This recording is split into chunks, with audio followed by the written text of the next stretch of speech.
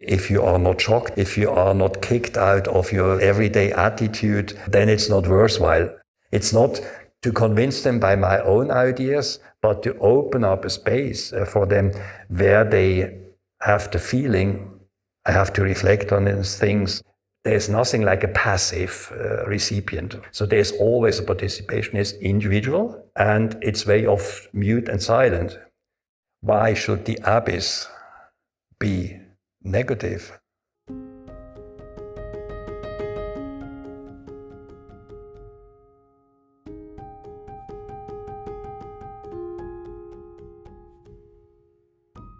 It's a great pleasure to have you.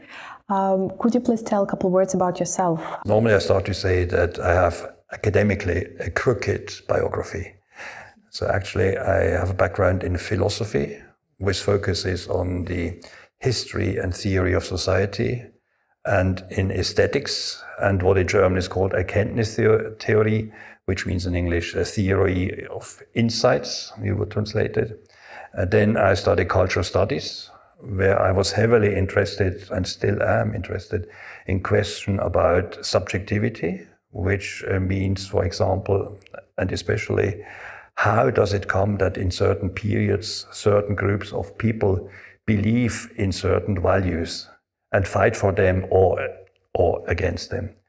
And then later on, some 25 years ago, I became the director of the Fine Arts Department at Zurich University of the Arts, where I was heavily involved in developing Master of Fine Arts programs, new media programs, and a doctorate for artists, which I am still running. So I have a group of artists who are doing a PhD in an artistic PhD with me at ZHdK at Kunstuniversität Linz. And today we're with you here to discuss the cooperation of the artists.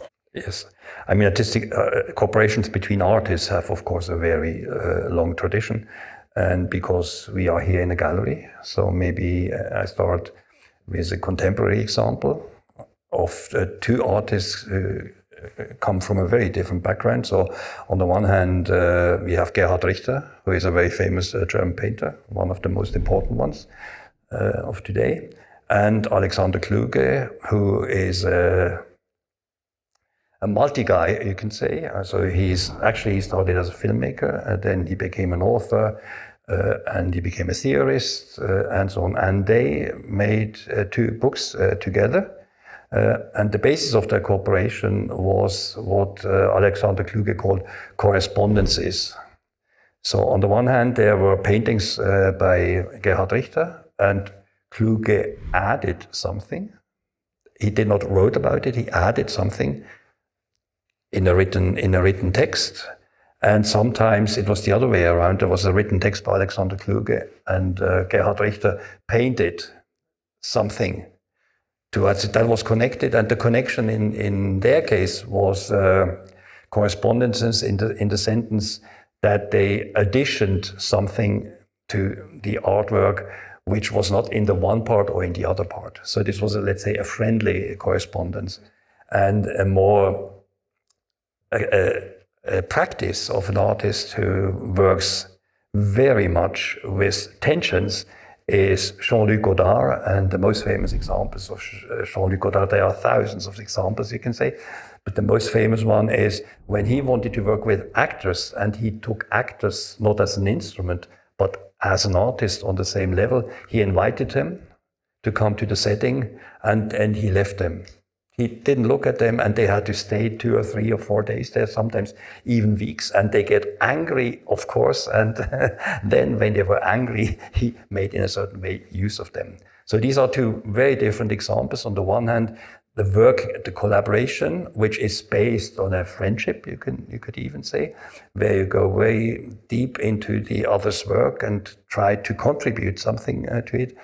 In the other part, there is just, I want to work together with someone, and then I leave him alone. And when he starts to work with him, Godard never knew what the actor is doing. So there was no script the actor had to follow. So he had to Godard had to react on the performance of the actors. But there is a certain mythology in that, right? While Richter was already an established person, and when he met Kluge, they had more like as a friendship, right? They met together in a hotel in the mountains, right? Yes, and it was already like the meeting of two established personalities which could add something to each other, right? Or like to this cooperation. Yeah. And you know the work of each other quite well. Yes, they followed it for a long time. And in the case of Jean-Luc Godard, it was not always the case. Of course, the artists knew what Godard what is done, but the other way around, sometimes invited actors whom he didn't know very well. So it was a surprise for him, and this was a strategy or a methodology, you can say, to give a setting and then to look what is going to happen and then to make use of it, not to dominate someone or trying to say, well, let's do this and this together, but to react on what performatively is happening when the actor is acting. Yes. And we have another example of maybe some pedagogical mythology, right? In the case of Warhol's factory.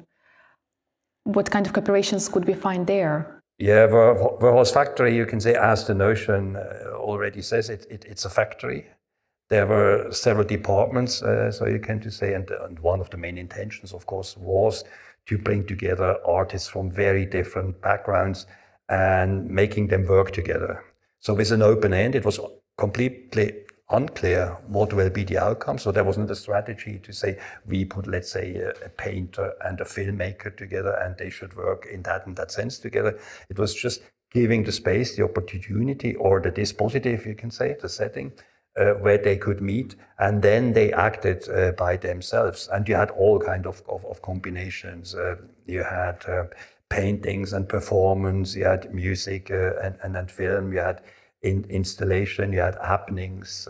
So it was more like a playground for the artists. It was a playground, and it was left to the artists who wanted to work together with whom. Was it certain competency in that, or was it like really people were free in their choices and they did not have to reach certain result? Or yes, that was the main impact. It was completely open.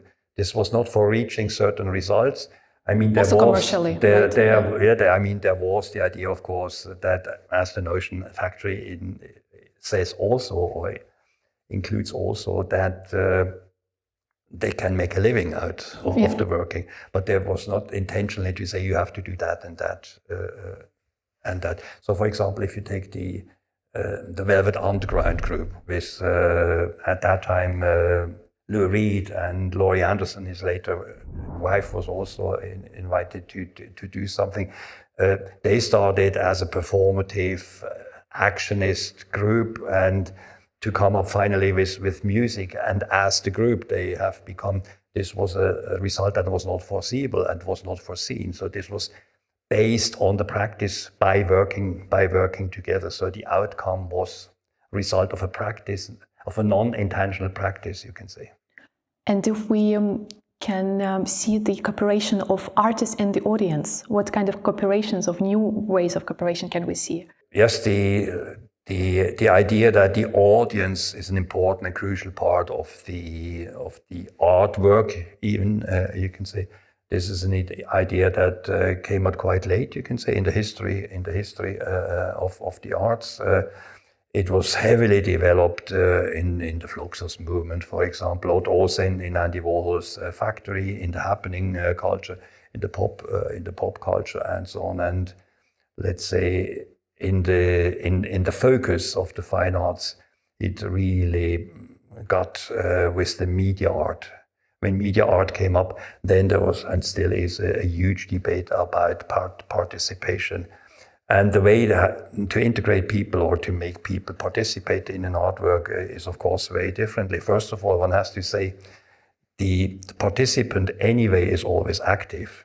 Even if you look at the Mona Lisa painting, yeah, you still act. You have to act. I mean, if you do not act with the painting, then you will have no experiences with it. So you have to be reflexive. You have to look. You have to think about. You have to develop your imaginations and so on. So there's nothing like a passive recipient, which formerly a lot of people believed. So there's always a participation, but you can say this type of participation is individual and it's very often mute and silent. It's not, you cannot see what is going on with the recipient when he looks at the in the Mona Lisa. This is one issue. Then the second issue, a second form, not issue, a second form is that you integrate the participants so they can react. That they can react, but still there is a pre-given work which makes you react. So there's a software program in a certain way that allows you certain possibilities and gives you some answers. And then the third type you can say is where the artwork is so open that it's in a certain way finished only by the activities of the recipient. So there is an absolute need that the recipient is there so that the artwork happens. Yeah. I can give you an example. One of my PhD candidates, she is coming actually from fine arts and photography, but now she is doing a performative piece. She is interested in how people contribute to a setting where you have, in a certain way, a white cube, and you have the floor, and people enter the floor, and then they notice there's nothing there. There's just a white cube, so to say. There's the floor, and then people move around on the floor, and then they notice they produce sound with the steps. And the more they jump around and the more people are there, there's a difference of sound. So the artwork definitely is constituted by the activities of the participants, and what the artist is giving is, so to say, a setting, or again, a dispositive. And we talked a lot about it. Should there be some manual, what this is and what is expected from the audience? And then we decided to be very radical. No, you just have this space, there's an entrance, and they have to find out by themselves. So there's a shift. If you start with the Mona Lisa image or picture, then you have an artist who is doing an art piece, and the audience reacts on that individually. In the latest case, what the artist is giving ingredients, as I call it, or a setting, and if there are no recipients, there is no artwork. In the case of Mona Lisa, there is an artwork, even if the recipients are not there. And in case of Marina Abramovic? Which is an interesting case, because actually, as we know, she is a performer. Normally performers in older days, they performed in theaters, in dance studios, and so on. And she decided to perform in art galleries. So this already changed also the art galleries, and that a performer decides to go there and make performances. So there you can say, well, this was a decision, so you can perform in a lot of different spaces. You can do it in the theater, which was the tradition, as I mentioned, or you can do it in warehouses or on squares or in streets and so on. So why not in galleries? Nothing specific about it.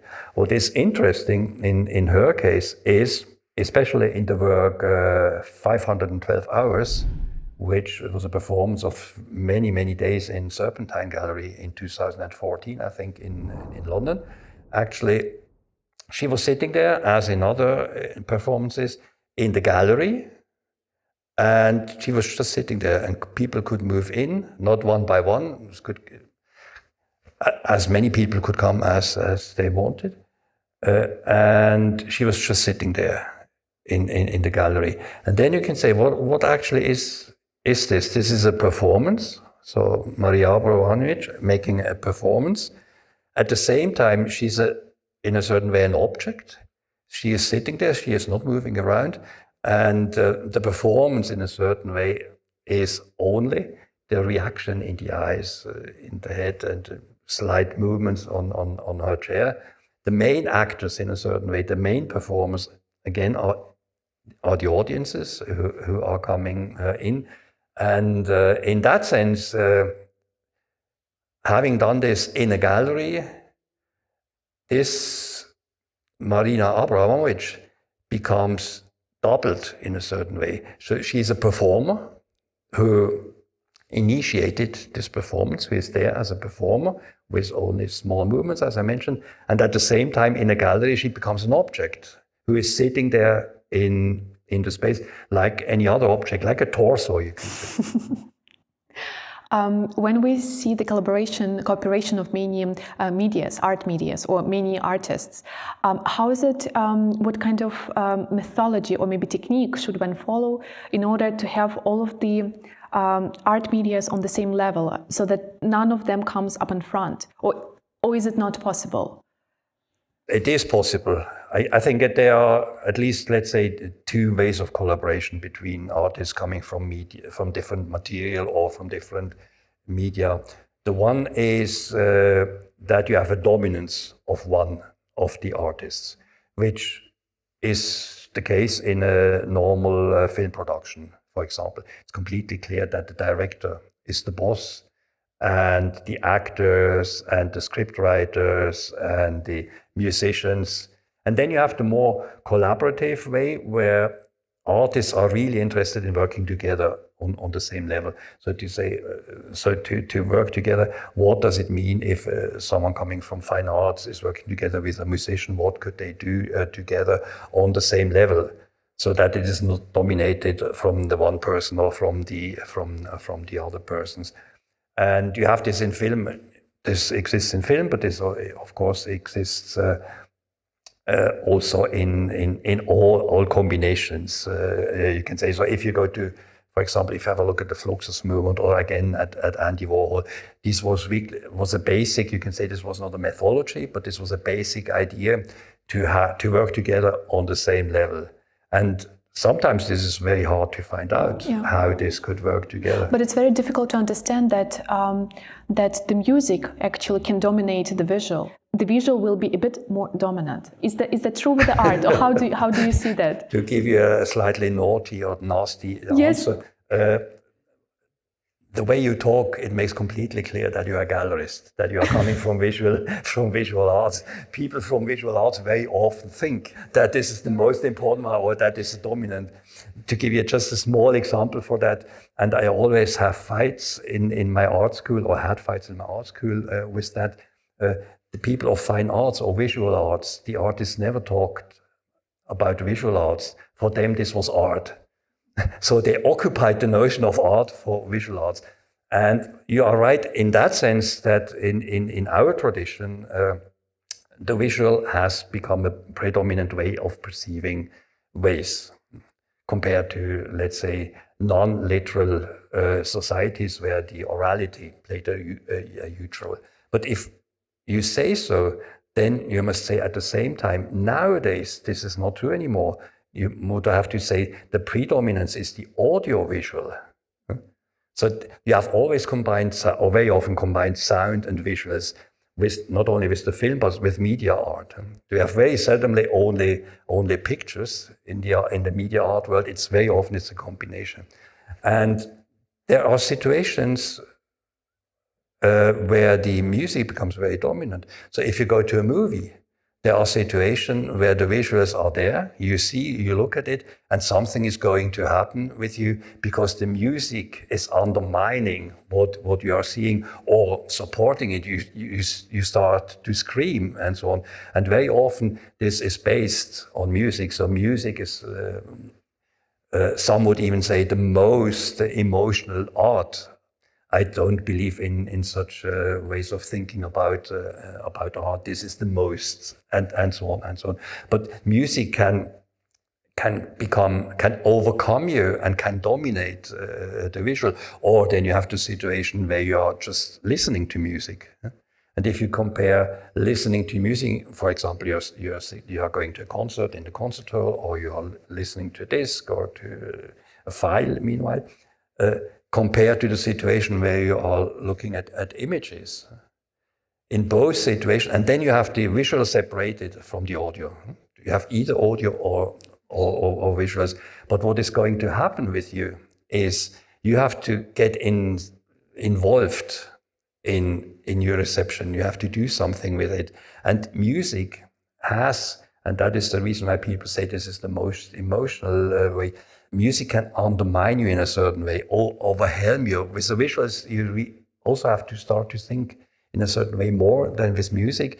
You can start to think about it, but usually music brings you in a situation where you are emotionally packed. This can also happen with visuals. But one of the differences is with the visuals, we can stay with the example of Mona Lisa. You look at the image, something is happening, and then you start to think about what you see and so on. But music goes to the stomach sometimes. What could be the best techniques to combine the arts, the art media, so it does not become boring? Yeah, you can say this belongs to the issue of strategies of working together between artists. We talked about the different level of strategies before. Yes. So the more tension one and the more collaborative nice one, so to say. And now here we are talking about in which way the different arts could be related if they are brought together on the same level. Yes. Let's start with the one extreme version, which normally is a boring one, that one art in a collaborative artwork illustrates what the one artist wanted to say or what one art is expressing. This normally is quite boring because it does not contribute very often something new to the artwork. It becomes more educative because it says to the audience, please understand what we want to say, and then it's doubled in a certain way. The other extreme on the other side is more interesting because the relation then has different layers. Let's take fine art artists, the visual artists, and the musician. So then we have the visual piece part, the visual part of the artwork, of the collaborative artwork is there, let's say, and then the musician has to deal with the visuals. And then he decides that his music has nothing to do with the visual. This is the most opposite to illustration, to do something on its own. Of course, then it is important that these far away issues still open up for the audience, for the recipient. And that is one reason why the recipient is, let's say, the fulfiller of any kind of artwork, that this tension that does not seem to exist. It seems that there are two very different issues, that for the recipient, that there is an attraction, that the recipient starts to think about or to try to bring these two pieces together to one piece. This is the one issue, nothing to do, so to say. Well, another way to deal with it is, and this is very well developed in music, you make a counterpoint, a contrapunto. For example, the visual part is about silence is a topic, or you have to relieve and to breathe and so on. And then there is a brutal noise on the music level. This is a contrapunto. And then irony and parody are two techniques how this could work together.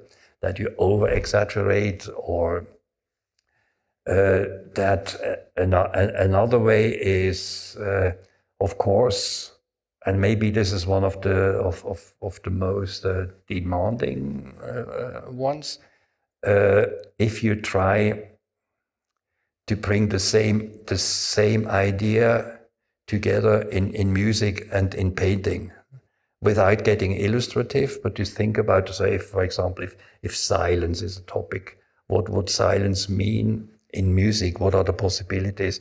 And to bring this together in a way that is not illustrative, but additional issues, because it's, in my opinion, it makes only sense to work together collaboratively if you have the idea that bringing together 2 or even 3 or 4 art disciplines, if there is something new, that there is an absolute need that these 2 issues are brought together. And to give you an example from my own experiences, there were several experiences who blew me away. And one I remember still very well is when I first saw Laurie Anderson on stage. She was on stage. She's a musician, and at the same time there were visuals going on the stage. So it was combined with screens and so on. And this was in the late 80s or early 90s. When I saw this the first time, I was sitting there and I knew that is something so completely new that I was astonished and I was really blown away. And this is before I understood it intellectually. My body has understood and reacted. This is a combination that seems to work. And only afterwards I started to think about and to work also a little bit about it. What does it mean and how does it come that this reaction, I was not the only one that this happened. So there this newness or this big difference to everything what you have seen before, then you can say there is something there that is worthwhile to bring together two different arts. When we come to the notion of Eigensinn der Medien, in English we will translate it as wilful obstinacy. You were the first one who brought this term to the fine arts. I got the notion from the brother Grimms, or the Grimm brothers, and from Alexander Kluge, who related to them as well. So there's the very famous fairy tales of the Grimms, and actually this is the shortest one, who is called Das Eigensinnige Kind, the willful obstinate child, so to say. It's only 10 lines, I think. The story is very short. There's a mother who has to bury her child, who is dead, and she buries it, and the next day she goes to the grave, and then she sees that the arm and the hand has coming out of the grave. And she puts the arm and the hand back into the grave, covers it with mud, and goes back the next day to see if everything is okay. And again, the arm and the hand was outside of the grave. And this went on. And the interesting thing, the metaphor of this, and this has, I have taken over from Alexander Kluge. He says this permanently upcoming hand of the child indicates that there is something there which has not been fulfilled, which demands in a certain way fulfillment. And the child is obstinate and he brings this all the time into the game back. The world wants to go on, but this is a reminder. In German, there's a very nice term, and it's not very well translatable into English, by Ernst Bloch, the German philosopher. Etwas Unabgegoltenes, something that is a potential, a promise, but was not fulfilled while the child was living. So this is one of the backgrounds. And then I have taken over this Eigensinn, and the idea to make the notion of the Eigensinn very strong means in an artistic practice, in any artistic practice, on the one hand you have the artist who has an Eigensinn as well. He wants to do something, he wants to fulfill something, he wants to deal with something which is noch nicht abgegolten, which has not been worked on, or which has not been fulfilled or done in a way that was okay for the artist. So there's the Eigensinn of the artist, and if you deal with material and with media, you immediately notice, or you should notice at least, that the media or the material is not a tool which is at your stake. If you try to take it as a tool, you notice there's an obstinacy, a contrast, something goes against your intention, so you have to deliver in a certain way yourself to the Eigensinn of the media, as well as the material is delivered to the Eigensinn of the artist. To give you an example, which is very impressive, I think it comes from philosophy, but it's the same in the arts. Friedrich Nitsche once said, die Instrumente schreiben mit an den Gedanken. In English, the tools, the materials, writes on your ideas.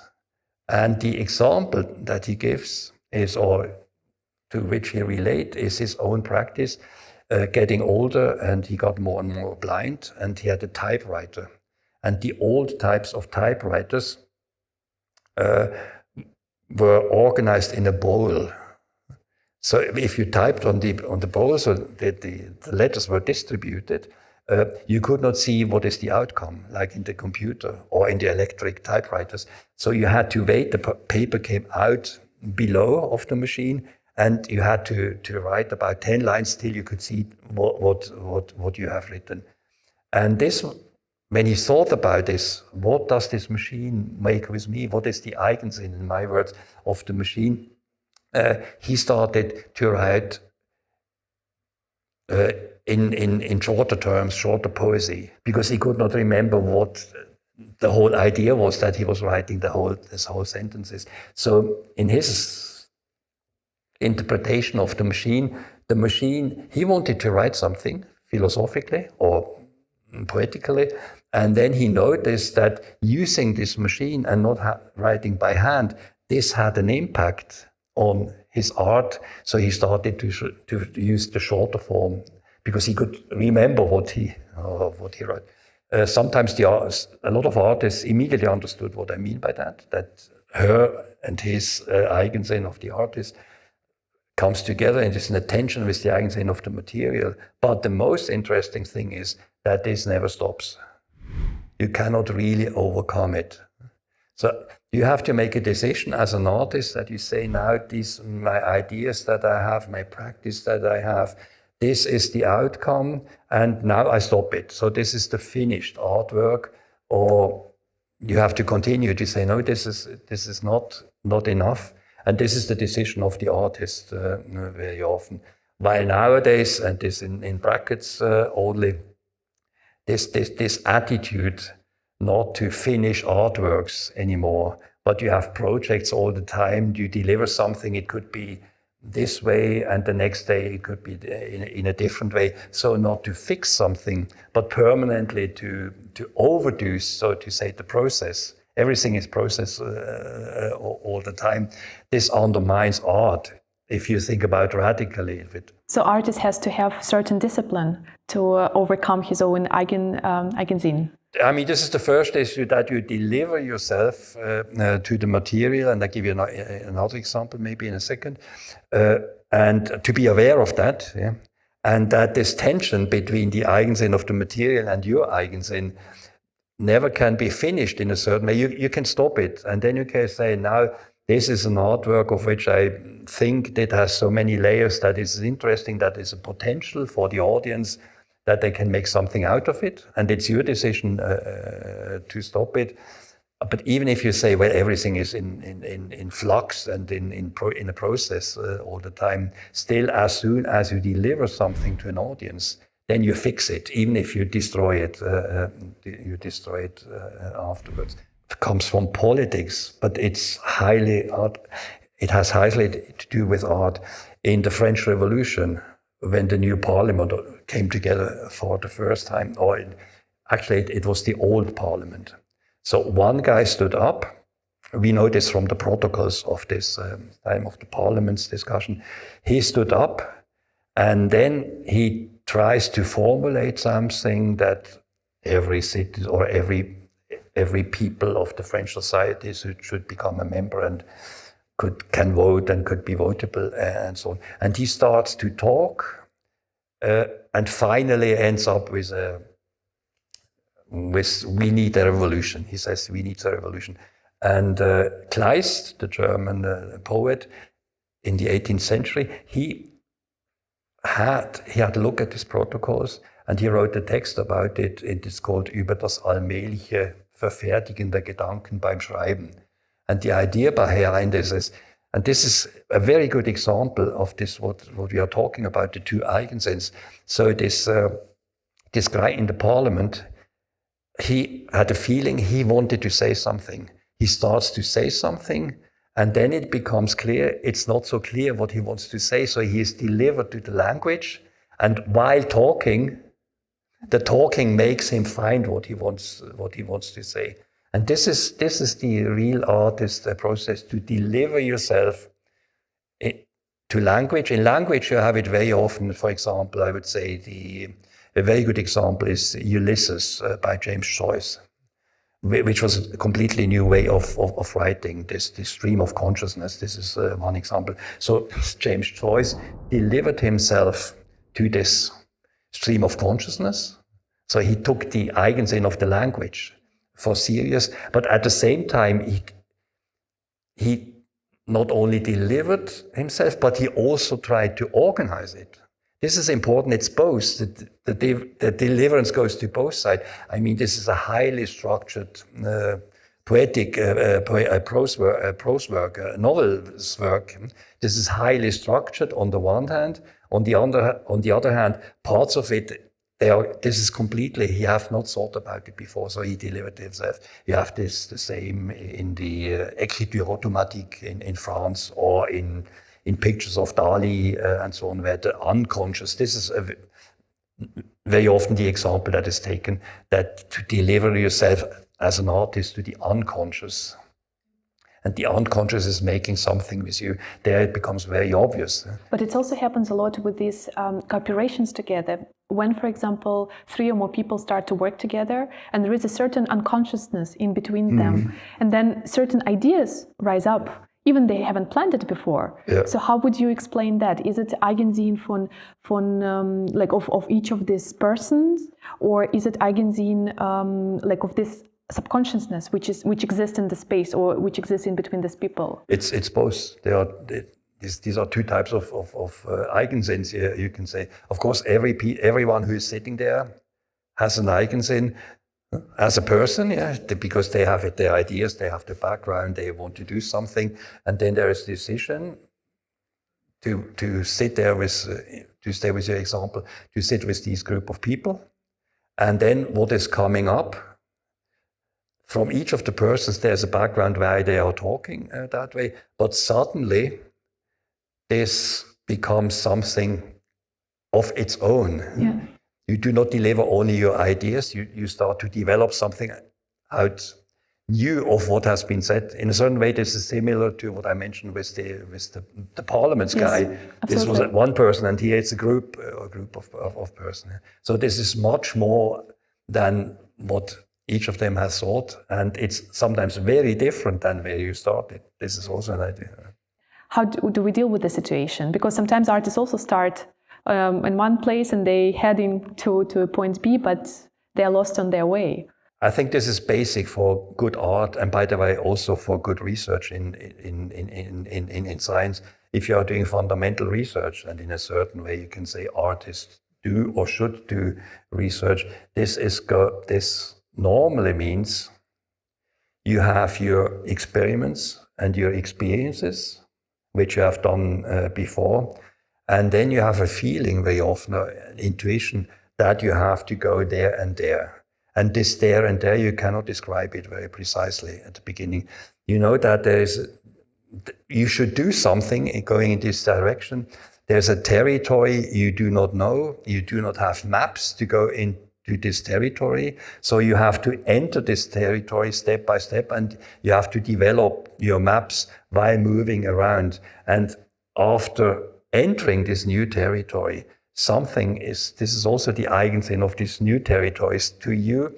Something is happening to you, and at the end of the process, when you have finished your research project or when you have finished your artwork, at the end, you are not the same as you have been before.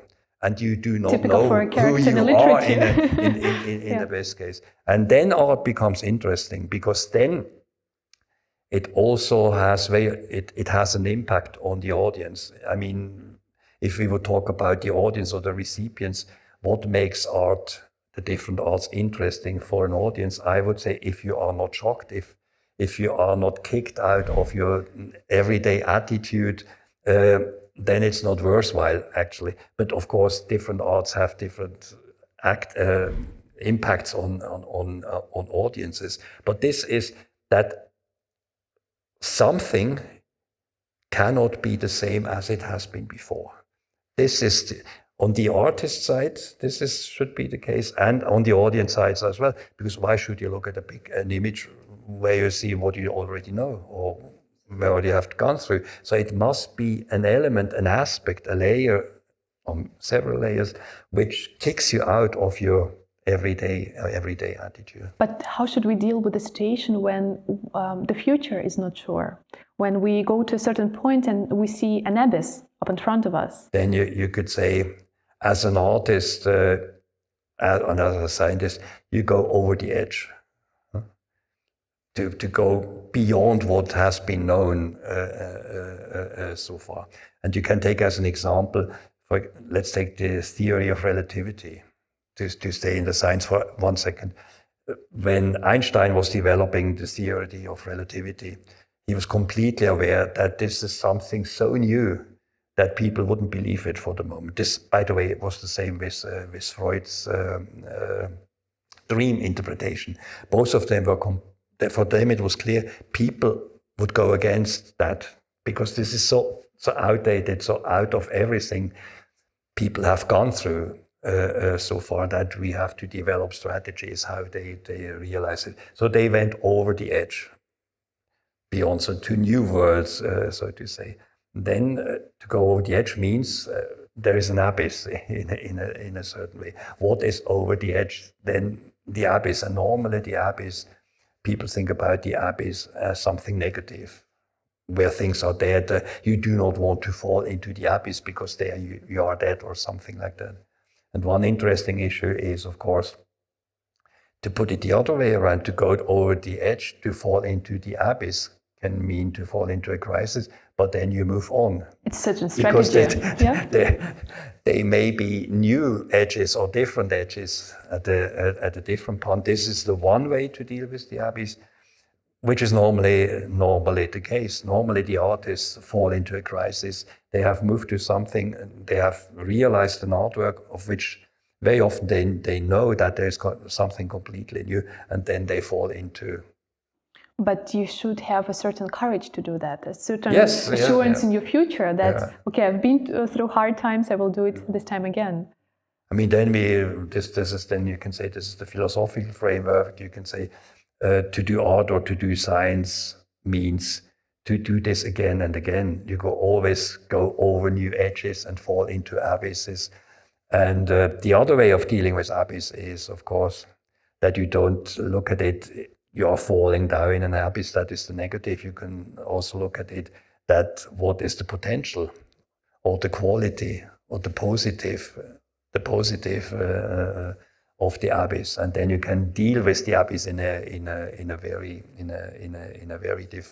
very different way. Because why should the abyss be negative? It should not.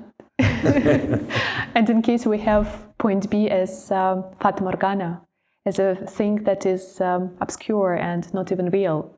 Fata Morgana is, let's talk first about the situation. When does Fata Morgana happen? So to say, Fata Morgana happens if persons are out of themselves in a certain way. It can be, people normally think about dehydration, for example. This is a very famous example, that then you have Fata Morganas if you are dehydrated, or if you are on drugs. This can happen as well. So in a certain way, the body, the brain and the body and the soul are not centered anymore. They are in a different state than in everyday life. This is the precondition that a Fata Morgana happens. And if one talks about different types of Fata Morganas, then I would say they are negative ones, that you have the feeling that you are going to die, and then you imagine either negative issues, it's hell or heaven, so to say. So the Fata Morgana can be that you see a table with luxury food and you will immediately be there, so you will be happy in a certain way again. Or you fall into a depression. Also, there are also depressive Fata Morganas. But the interesting thing, if you relate this, if you want to make use of it for artistic purposes, then it is again the issue. This is something which happens if you are not in line with you anymore. So if something has moved, or you completely have moved out of your out of your center, and to try to make use of Fata Morganas. And I mean, there have been scientists and artists who have put themselves in a situation where they had to become Fata Morganas because they thought this could be helpful for the future art. Not one of the first is not morphium was maybe the first. A lot of artists used morphium, and then later on LSD and different drugs to enhance her experience, her feelings, with the idea that for artistic purposes this could be helpful, not only in that sense where it was used very often in pop groups, that you could survive, so to say, that you have to be on stage 250 days per year because the body is not prepared to do so. But if we see it as a metaphor, for example, a person is in a condition, or like now, if we see the ecological situation, what we landed up, and there is no future for a certain amount of people, how an artist can create this urgency, this note, right? Like this urge, maybe to act now. Actually, this is more about visions of the future, negative visions or positive visions, and so on. What is happening now, I mean, a lot of artists started to deal with this ecological issue and with this situation that maybe that we as humanity will not survive. And it's also not only on ecological level, also in politics, we see like this humanitarian crisis, which is actually here with us. What can we base upon? Like, I start with the negative, tradition or way to deal with the situation, which very often is the case nowadays. And as you mentioned, politicians have an understanding, meanwhile, a lot of them, not all of them, and artists. So there's a certain urgency, a certain need to deal with this question. And actually, politicians should do it in a different way than artists. And a lot of artists nowadays fall into the trap, what I would call the agitation propaganda. So they have to, the idea they have to support this fight for ecology and so on in a very direct way. As an artist, how can we contribute? And there's a lot of bad artworks nowadays in that direction.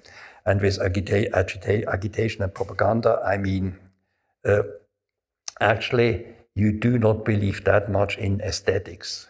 You have the idea that art has to become an instrument for politics in a very, very direct way. And this is similar to what happened in the Soviet Union after the revolution, where artists were in a certain way obliged to act as agitators for a certain propaganda, so electrification in the countryside. So artists had to develop artworks. Actually, I think this is a trap for art. There are better ways to deal directly with ecological purposes. I mean, to say by an artwork that we have to take care about the nature, there is no need to do this by artworks. So art has to think about, or artists should think about, what are the specificities of art compared to science, compared to politics, to economy, to everyday life. What are the specifics? And the specifics are aesthetics, to put it very, very roughly. And then this means this is a very indirect way to deal with ecological questions. So you do not have to convince people or to tell them what they have to think. I mean, this is agitation and propaganda, but art should open up a space for the audience. The audience, the recipients, should start to think, to have ideas. It's not to convince them by my own ideas, but to open up a space, a territory for them where they have the feeling, I have to reflect on these things, I have to think about issues, I have to make clear, and also emotionally, this is not only an intellectual issue, emotionally to put someone into a situation that he really starts to think in a different way about ecological problems. If you do it in an agitation propaganda way, then the fantasy of the audience is put on earth, so to say, or clapped down, zusammengeklappt in German. How different is Angela Lyn's work? Yes, actually, I think Angela is one of these artists that, in a very decent and subtle way, is a political artist. I mean, she would not use the term that she's a political artist. She would argue against it. But I mean it also in a very specific way, not in the way of agitation propaganda. Normally, political artists are doing this kind of agitation. And there's a very different way of a political artist. And for this, I sometimes refer to the very clever idea of Jean-Luc Godard, which he had in the 68 very political times, when he said, we should not do political art, but what we should do is art politically. And the move from the adjective, political art, do political art, this is agitation and propaganda, to do art politically changes everything, because this means, as an artist, first of all, you have to think about which topics are at stake at a given moment. This is meant by politically. And then to deal with it aesthetically. And in that sense, I think Angela's work is a very political work, because she has topics that are in pace with the times, absolutely. And what she is doing, and I think for this, one of her traditions, the Chinese tradition, plays a crucial role. Whether she knows this or not, I do not really know. It doesn't matter, actually. Namely, in the Asian understanding of the world, all things are related all the time, first. And second, all things are constituting themselves together all the time. So the Eigensinn issue of the material is an example of that. And she is very, very aware of that. And what she is doing in a very decent and subtle way is she makes offers to the audiences. She offers gifts. Her artworks are like gifts. And you, as a recipient, you can take it. You do not have to take it. You can take it. But if you take it, then in a certain way, metaphorically speaking, you have to unwrap it. You have to see what is inside the artwork. And then you have to deliver yourself to a process of reception and to deal with the very, very different and lots of layers that are in her artwork. By the way, any good art consists, of course, of a condensation of layers, which allows a never-ending interpretation. And the interpretation is, of course, dependent on your own culture, on the culture of the recipient. And the topics she is working with are highly related with this ecological question, but not pointing at it all the time there. This is the end, this could be the end, please deal with that. These are subtle, as I mentioned, subtle gifts. You have to unpack it, and after unpacking it, you have to have a closer look. What does the gift consist of? Beautiful. Thank you so much for this.